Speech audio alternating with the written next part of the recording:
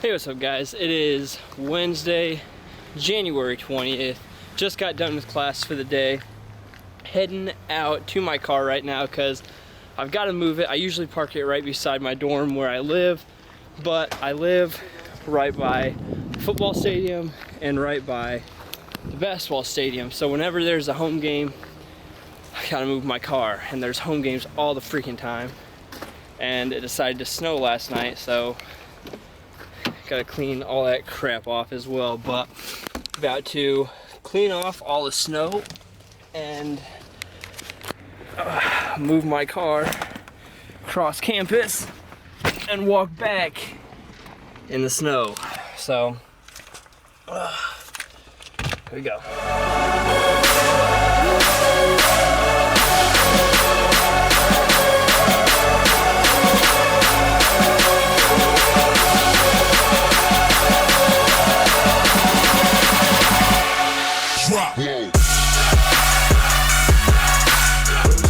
So back to my room now, having myself a little bit of a snack. Dannon Light and Fit Greek yogurt. This is really my go-to when I need a little bit of protein. I think there's 10 grams of protein in there. It's only like 80 calories as well. Watching the UFC 197, I'm gonna turn that down a little bit. Watching the UFC 197 press conference where Conor McGregor is going to be fighting Rafael dos Anjos, and you've also got Holly Holm fighting Miesha Tate. Like this fight, like this card just exploded out of nowhere, and UFC is by far my favorite organization to watch. Mixed martial arts is my favorite sport. So this fight between Conor and Rafael dos Anjos is, I'm super pumped for it. And I'm going to tell you guys, I wasn't a big fan of Conor McGregor last year this time. I could not stand the guy. But he is, the confidence that dude has, you gotta admire it. You gotta, like, I might not necessarily appreciate his character, but I admire the confidence, 100%. And he's just fun to watch. So, watching that, eating this, and yeah. So getting ready to head to the gym right now, making up my pre-workout. What I am having, if you guys see my last couple videos, you know exactly what I'm about to have. I am getting back to the original formula of C4. So Cellucor C4, this is the pre-workout that really started it. I used to take, honestly, I started with Jack 3D from, shoot, I forget who made, USP Labs or whatever it was. They made Jack 3D. Obviously that stuff was not healthy or good for you, so that went off the market about 3 years ago, and ever since I have been taking C4. I've tried a bunch of different pre-workouts, but I always keep coming back to C4. I mean, there's no reason to fix something that isn't broken, so for me, C4 has always been the pre-workout that I do come back to eventually. Also, I am having 6 Starbursts right here, getting my simple carbs in. So going to have 6 Starbursts, some C4, a scoop and a half of C4, head to the gym, and we're hitting chest. Alright guys, so here at the gym, hitting chest today. Starting out my chest workout, just like you guys always see me starting out my chest workouts, on the flat bench, hitting my heavy compound first. In my last chest workout though, I don't know what I did. I don't know if I didn't warm up enough or what, but right in between my front delt and my pec, I really kind of strained a muscle here. So I am trying to keep it a little bit lighter, trying to kind of taper off a little bit. So the way I planned out my rep scheme today, I was going to go 5 reps, 4 reps, 3 reps, 2 reps, and then 1 rep, just kind of see where I was at. And I worked up to 255, and I just kind of made 20-pound increments, so just adding a 10 to each side. Each time I hit I guess it would have been 235 for 2. I hit that pretty easy, so I decided my chest wasn't bothering me that much. Went up to 255, tried that for a single. Once I got it down, it felt good. Coming off my chest felt pretty good, but as soon as I started to strain a little bit, I could really feel it, and my form completely fell apart. You guys are gonna see it. My butt came off the bench, and I just bailed. 255 isn't necessarily heavy for me, so me bringing my butt off the bench, I was able to press the weight up pretty easy. It's just kind of like a fail-safe. when the weight is pretty light. 255 is roughly 15 to 20 pounds less than my 1 rep max. So again, I was just trying to test to see where my chest is at. Still pretty sore, but yeah, I think I'm just going to give it another week or 2 weeks to kind of repair. That way I don't hurt myself and set myself back further than I would like. But first exercise, bench press, now into some accessory work. All right guys, so second exercise is a superset, and we're gonna be focusing on lower chest. So here on the decline hammer strength machine, for this, I just got 2 plates on here, well, 2 on each side, going for reps. I'm hitting anywhere between 12 to 18 reps on this. As soon as I'm finished with this, I move over to the decline cable flies. So here again, going for reps. The weight is not that heavy. 12 to 18 reps, really trying to tear up the chest as much as possible. Here, these are accessory movements. We're trying to break the chest down with as much volume as we can get in.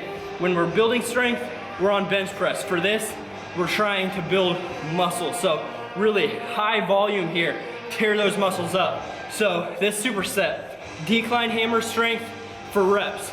Aim for about 15, go straight into decline cable flies, aim for around 15 again, go for reps. Really, if you have to, slow the reps down and get a good squeeze at the top of each rep, at the top of each fly.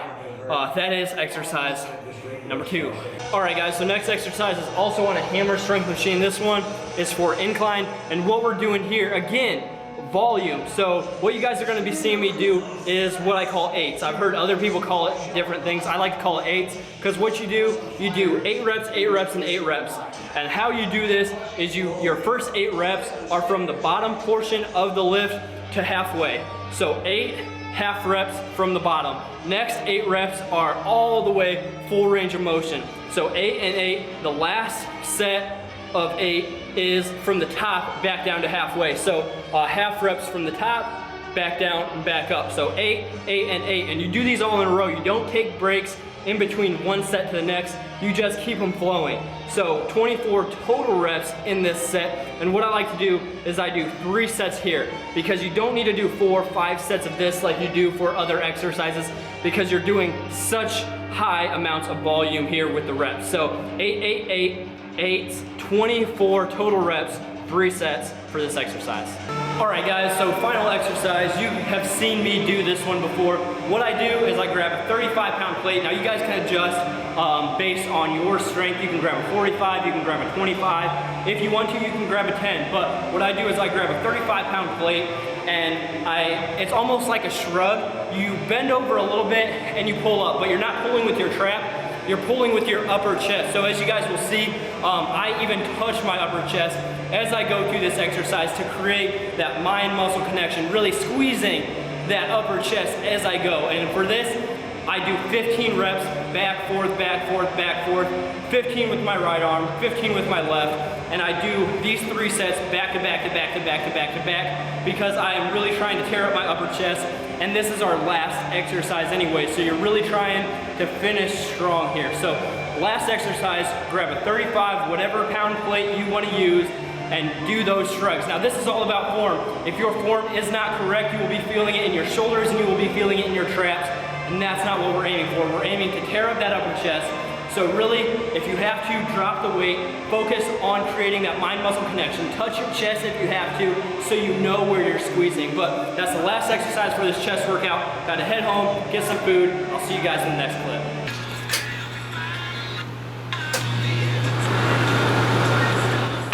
All right guys, so since I had to park forever away again because of stupid basketball, I figured I would tell you a little bit of a story about what happened when I was at the tanning place. So I walked in to the little tanning booth place and got into my room, and when I walked into my room, closed the door, looked on the bed, and on the bed was $15 in cash. So I see that immediately. I'm like, well, geez, how many different ways can I spend $15? I can go to the theater twice, I can fill up my tank almost because gas is $1.39. There's so many different ways I can spend $15. $15 can go a long ways for a college student that doesn't have a ton of money to throw around.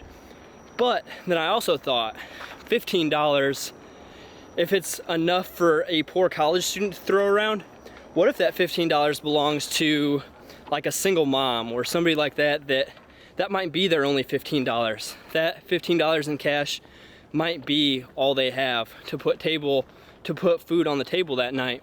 And for me to put it in my pocket would be extremely selfish because somebody might need that a lot more than me. So thought about it for a second, took the $15, walked it up to the counter and gave it to the girl that was working. And yeah, so what would you guys have done in that situation with $15? It's only $15, right? What difference is it gonna make? So what would you guys have done with that $15? I'm interested to know, but I had to head back now, get some food. I'll see you guys in the next clip. All right, guys, so back in my room having my last meal of the night, having myself some chicken, and this is not your Tyson's grilled and ready chicken breast that you guys have seen me eat all the time.